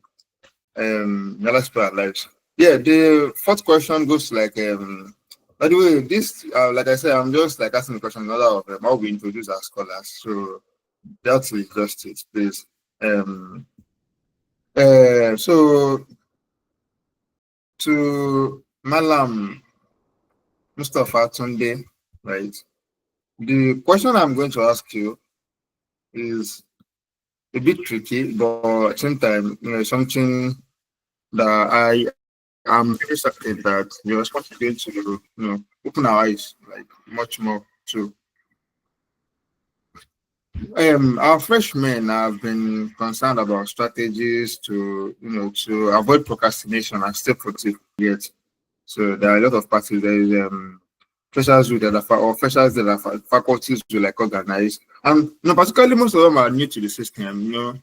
It's come and this is second semester, or at least we're going second semester. You have a lot of all week and all going around, right? So all of these things can actually do affect focus. So as someone that has also like passed through that same stage, right? How did you manage to deal with procrastination and then you stayed productive at the same time while enjoying, all of the goodies that campus got to offer?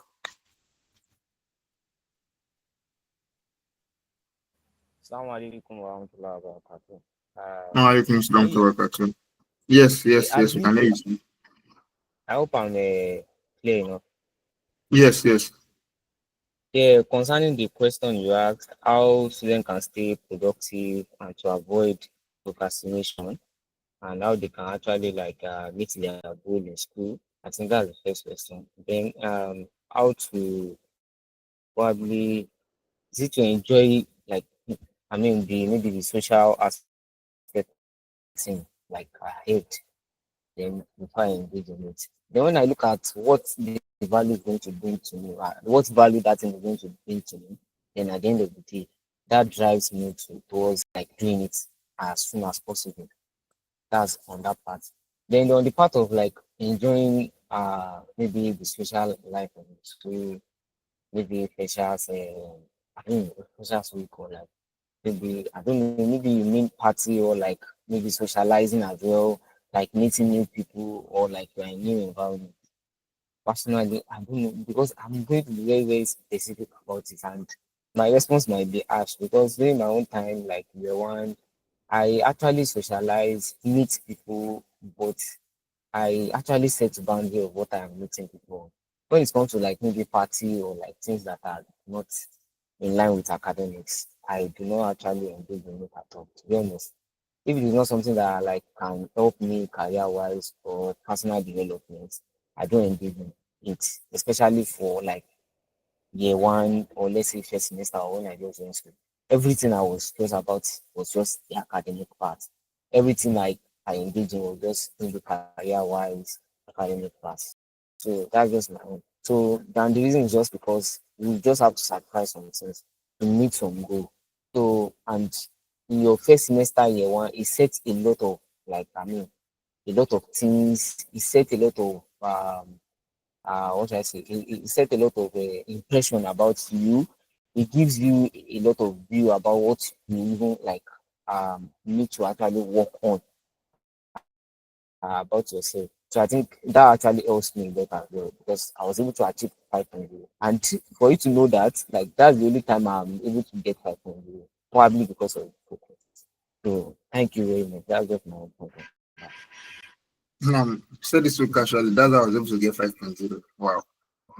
I mean, until you get there and you realize, oh, wow, this thing is so difficult, right? You work a lot of it, but I come back and I like the idea, the study about projecting the value of something, then trying to use that as like should I call it like catapult?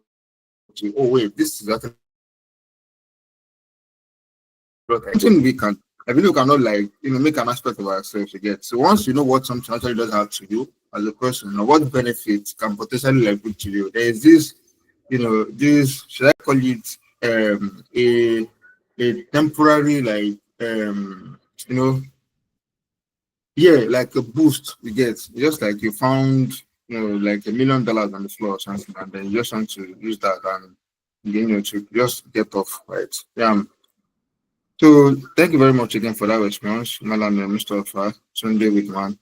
Now, my next question goes to Ajamela Mosho, because this Temi Badru, Victor Akindemila, like Afro delicacy and all. So I want to know, like, to what extent did extracurricular activities or volunteering play like in your own personal and academic growth? Yeah. So while meeting of these people, how did you like what would you say helped right to personal and career growth also? Do you get my question? Oh, yes, I did. Yes, I Yeah. did. All right. Yes, So nice one. Okay. All right. So, I needed to like have this extracurricular activities life, outside of academics. And I think the need for that was tied to the fact that I did not just want to finish the school. I had the goal of leaving University of Lagos with a first class. I'm just going to be frank. All right. So, but then subsequently I changed my goals. Not like change, I just developed it further and included the whole extracurricular thingy. And so I would say that one thing that led me to that, or one thing that encouraged me in respect of that, was the fact that my industry demands that I extend, my skills, my experience outside of just academics. And I would actually encourage most of us to try to look at. I know it's quite early, right? But then when you meet people, I would suggest that you try to understand why and what your industry requires. Okay, you are a medical student, or you are an engineering student, or you're a law student. What are the things, soft skills that are required of you? And this helps you to now like decide if certain extracurricular activities that you think you have to venture into. So that was the first thing that encouraged me towards that angle, right? And then after I ventured into them, I just tried to like meet people that tally with my goals. You understand? Meet people that tally with my goals. And when I get to meet them, most of the time I interview scholars, maybe um BGS of law school. I do things related to my legal field. You would be able to tell from my bio, right? So I just get to meet them. I ask them how they were able to do most of these things, what were the specific things that they were doing that others were not doing. I sort of like bring them into my own personal life and discipline. I try to, I won't say first class students are actually like hard on themselves, but sometimes we tend to do that, and you have to, because when you pick from this, you just get to know that you have to encourage yourself in respect of self-discipline. And yes, so I don't know if I've been able to answer that question. Yeah. And in respect of how much importance extracurricular activities have brought into my life in this regard, I think they just opened my eyes to understanding that knowledge is beyond my classroom. You understand? Knowledge is beyond the typical course outline, and I should read more. I should try to look out for. I mean, I do other things outside of law. You understand? I use YouTube a lot. I take courses and all. Do you get? And that's because extracurricular activities have opened my eyes to those things. Yeah, so that's pretty much it. all right. Jazakumullah khairan for that response. Like that is Jazakumullah khairan. There are certain people's bio that you are going to read and you'll be like, oh Allah, I will never be poor in my life. And this comes with networking. So Jazakumullah khairan. And it comes with seeing beyond your perspective, seeing beyond where your eyes can reach. And it comes with so much perspective outside of school experience. So that's what she's trying to emphasize. There's so much of things beyond the four corners of school. Jazakumullah khairan ma for the perspective. yeah. Thank you for the addition to for the addendum that produced. Like my question back to Master Mustafa Tunde. Like, sorry, yeah, Mustafa Tunde. I hope I have not mixed your name. Like, so, um, I was also like going through your bio and I found like something quite interesting, right? And that's why I wanted to end this question to you. So, as someone that has, advised a lot of students, that like giving them materials and all, like even to the extent of letting them out there and like do professional exams for free, like all still being like a scholar in accounting, like respect. Yeah, I would like to know honestly, right, how you manage to like, or let's say the advice also give your students that was like managing burnout, the mental and psychological stress, things that just, when things like to get to our home, like, oh my God, can I still continue? You get, or like, what, I don't know if you get my question, right? How do you manage burnout? Like, basically, how do you manage burnout? Uh, okay. For this particular question, I hope I'll be probably the best person to be able to answer this question. I mean, I want to put it in one good context. So when it comes to like you feeling probably stressed about something, burnout, or like you are so perplexed and do not probably view where the end goal is. I don't know. Is that what you probably mean?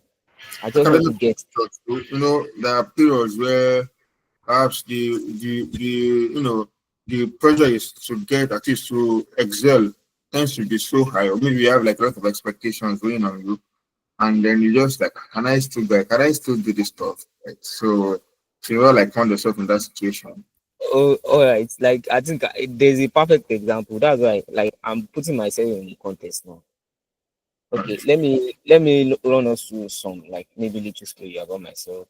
So when I started ICANN, like I started ICANN exam, let me say immediately I got admission into Unilag.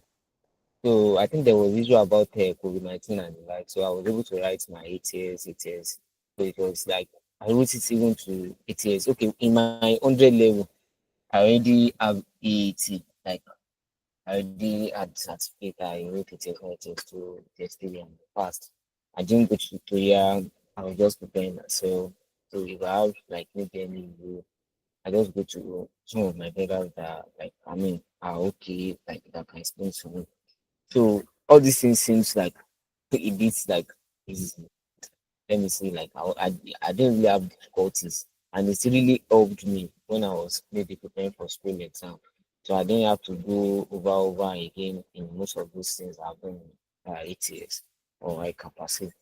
So, but when I got to the skill level, so it is now entirely new thing, and the workload is very much. So, and my aim is to that I want to prepare for this thing myself. I want to learn everything and write the exam. So I did it, and well, to Alhamdulillah, I was able to pass all my paper as well, like preparing myself. So, but one thing I want you guys to know is that the stress that I go through in that process of like preparing for my skill was very much that it got to a stage I was like literally feeling like I need to like stop. Like I need to like stop this thing. Like I don't think I can do it. So, but I still like continued and I was able to surpass it. But that stress really affected me that even after the exam, I still like have some kind of feelings that are more the stress I went through is still probably affecting me. I still always have that feeling that this thing affected me. I shouldn't have like go extreme like trying to prepare myself. So but these things I just feel like they build us up, like trying to get all these things. So by the time I got to like maybe to go to my final, so I prepare myself. But unfortunately I could not pass all the papers. So I had papers that I had ref. So I just had to like well, I didn't feel too down. I was like, okay, I think I can still write this in paper now. Okay, but just sit down again and write it. So, but the time that I was preparing for those ones that I feel like, I want to write these things, it was very, very terrifying. So, but I just keep on going because, like I said before, the value that you are going to get, like at the end of something, like then when you look at maybe the effort that you are going to put in it, it might look much, but when you look at the value and you see that this value is even like very, very, very much. Like there is something that will push you that like there's not anything this thing will cost me. Let me just go through it. So when you feel burnout, one thing I feel like we should always do is like take a rest. Like take a rest, recharge yourself. If it is something that maybe like I think some people like probably when you read for a long time, you can always like have some time that you take a break. So for somebody like me, I think my own reading mode is not the main like it's not a problem. So reading very early is one of my hobbies. Like I read like very early, especially when it's close to exam. So I read very early and I read maybe late at night too. Like just the period of let's say before sleeping, like let's say like um 9 to 11 or let's say 9 to 12, depending on like the strength available. Why very early in the morning so it helps. Then when it comes to like a lot of noise, what I mean by noise is like activities that is going on. Okay, let's say you are not on campus. Okay, for those of you that are not on campus, I mean the freshers, the noise that you'll be like actually that will be affecting you now is what should I say, the online activities. Probably you are trying to access a class, then you are not able to access that class. I mean, those ones you just have to like be very, very mentally strong. Yeah, be mentally strong and be prayerful. Because I can tell you, like during my year one, the first semester that I was able to achieve like a very, very good result, there are some tests that you will try to access the portal to take your test and you'll be able to do it. So breaking down might not be a solution. Like you just have to keep on playing, keep on preparing that okay, if this one does not work, maybe you are not able to do your test. There are sometimes that maybe out of 30 questions in your test, you are not able to answer all the 30. Maybe you're able to do only 10 or 20. It happens sometimes. But that is not actually the end of the game. There is still actually much of things that you can use even the little that you've gotten to achieve. To always have that hope, like that hope that okay, things will turn out good. If you don't like, for instance, now when I wrote my final, like I said in ICANN, like I was very very tired that I could not read much. So, but I was still feeling like almost there is hope, there is hope, there is hope, there is hope. So I think that hope, like it gives you the full energy to actually keep on. Yeah, exactly. Like, and that was a very lengthy response. I was filled with a lot of you know, very useful information. Really like appreciate. Thank you very much for that response. So I don't want to start summarizing. I want to really go on like got what I'm trying to say. Yeah, but if I'm just to like pick out one thing, this is something you said was like the end. Rest is very important. So if you're overwhelmed, you know, it's like there's so much you can do. You're just one person. Try to like relax, sleep, you know, maybe go and like go outside and see fresh air. Yeah, whatever it is, actually, just relax your brain, right? Just relax your brain. You'd appreciate yourself for that, and you know you also like thank yourself. You know, on a final note, and I'm going to be sending this to like everyone, right? So I'm going to start from you know Malam Abdulwaris. That far looks very beautiful from my screen, yeah, right. On a final note, so if you could give one piece of advice to like help first student avoid common pitfalls in university life, just one, right? Just one advice. I want to give it to like a fresher, right? What would it be to avoid common pitfalls that most people make in university that most people fall into? Advice be. Thank you for the question. So Mm.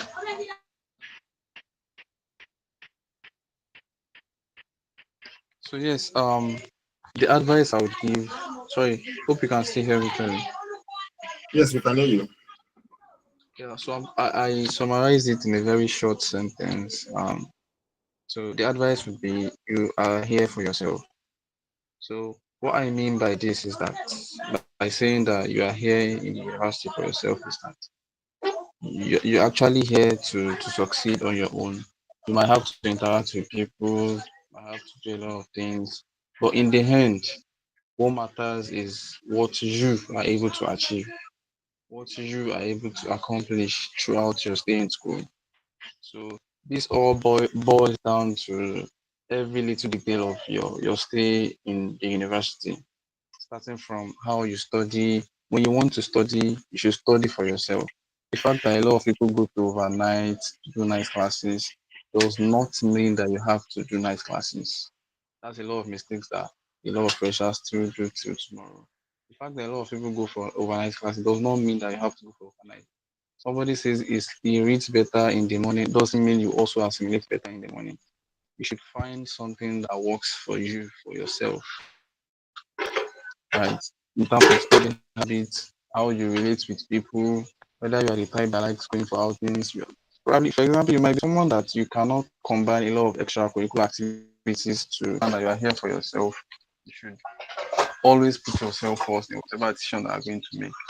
That way, you study better, you relate better with people, you you do your exams better, you plan for your exams better, and you know you definitely do well. So yeah. Jazakumullah khan. The, Thank you very much for that. the advice came home. You're here for yourself. And people only remember you for what you have done in the university, not what you did for another person or what somebody else did to you. Just like Allah. Now, so Malam Yusuf Barka Bodun, right? An advice for us freshers. What would that be? Please, just one. So yeah, my advice is every day, put in the effort, stay committed to your goals. And so like what consistency does is that consistency helps build habits. Habits create like a routine you have to attempt. Just be consistent. Because most freshers, what happens at the beginning is that when they come to university, they'll be like, oh, I was a scholar in secondary school. Like the drive will be there at the beginning now. Oh, let me read. I want to read every time. So towards the middle of this toward the middle of the semester, they'll be like they'll start relenting. Then when it's exam time back, they realize that oh, I have to have a good grade, but it might be too late by then. So the drive you are having, I know because I know most of them will be like motivated now. We're like, oh, some of them are even reading up to like 8 hours now. So don't let the drive die. Just continue to be consistent. Yeah, that's my advice. Just be consistent. Jazakumullah khairan kathiran. Thank you very much for that advice. Consistency is key, right? So, yeah, very important. Now, the next person, back to you, Malam Mustafa Tunde Ridwan. So, give us an advice. I think he has left us. Okay. Um, Haja Miriam Osho, one advice to avoid common course university life. Yeah, please. All right. So my own advice, I think they've said so much already, but my own advice is going to be tied to the choice of noise you choose to listen to. So you are freshers, and it means that there are so many information in the air. And to be more specific, I'm referring to information tied to academic performance in your respective departments and faculties. In my own faculty for law students, there is the general thing where people will tell you don't take this particular elective course because they don't pass, because lecturers will fail you, nobody gets an A. My dear, sorry, that's specific to the female. I'm sorry. But then the truth is, you have to be selective as to how you listen to these things, and you will pass. My hold myself advice of your seniors. I won't tell you to stay away from them. You need them. But you also have to be selective when it comes to who you choose to listen to, the kind of seniors you choose to listen to. And that's why I would really expect that you start from your Muslim community, start from the serious Muslim students in your respective faculties. They help you to tell exactly who to move with or you know what to do. They help with direction. And at the same time, sit back and ask yourself, what is my capacity? Same as a bad course, take okay, ask people that have done that have passed, ask people that did not pass, because sometimes capacity differs and it is at that point that you turn for yourself. All right, so that's what I'll leave you with. In fact, if that's all we are today, as a matter of fact, even that itself is like, I hope freshers are taking notes. Really. These are gold mines. You will not find them anywhere else, right? Jazakumullah khairan. Thank you very much for that wonderful advice. And to all of our speakers, all of our panelists, Jazakumullah khairan for taking out your time to come and like address our freshers today. We, us, them, we all appreciate you. And yeah, your first class, we hope it's even like better. Next one we are probably 4.9.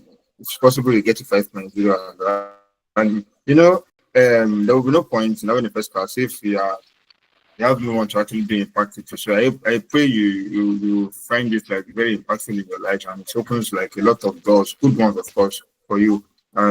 Developing your character. So then thank you very much for your time. So that marks the end of the panelist session. Now to time is fast spent, right? We move to like the next item on the agenda quickly, and that is going to be the I would have taken Q&A, but again, I don't think we should have questions after everything that has been said. So I'm moving straight to like closing remarks. If our mail is here, it's supposed to like help us with that. Um, Stars Mama Ladimala, are you here? That is okay. That's it.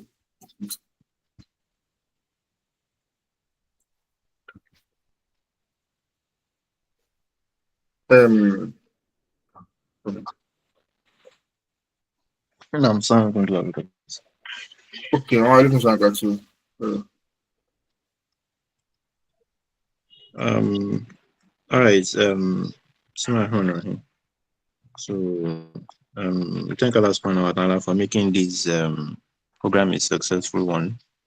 And I need to thank every one of us who has made it out of our time to join this program. I pray Allah subhanahu wa ta'ala makes it an hujjah for us and not against us in this life and in the hereafter. So, like the lecturers and the panelists have said, they've given us a lot of advice, and there are people that have been in the system for a while, and that's why we are bringing them here for you to learn from their experiences. It's very important we our various secondary schools,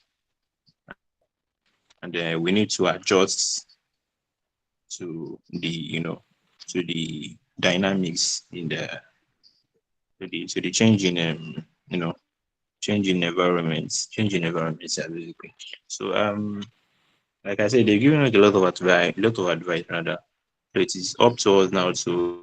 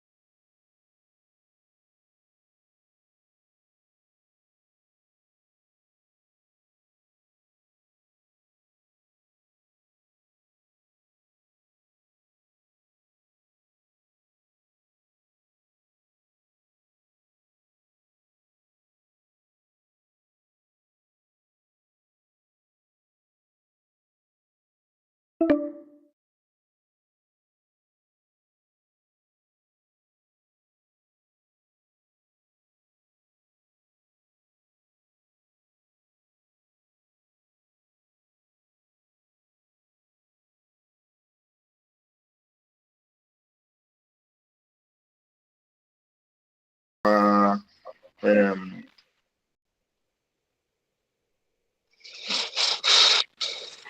so,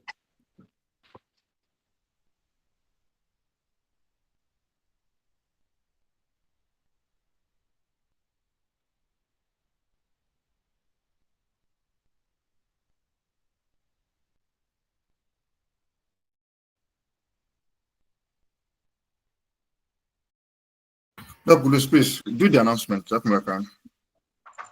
So for the remaining days, we'll be having our public lecture. So tomorrow, inshallah, you're going to be seeing our flyers for public lecture. We thank everybody, and this is a program you do not want to miss. So just like today is value packed, you know what to expect tomorrow. So our flyers will be out, and on Wednesday we'll also be having another program.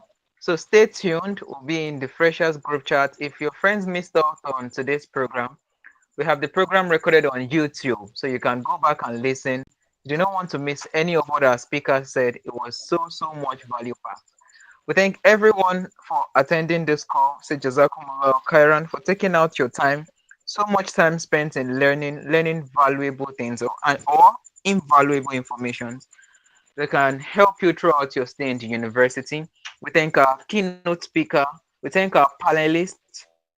And we also thank the organizers. So Jazakumullah Khairan to everybody. And we also thank MSSN Unilag for putting out this valuable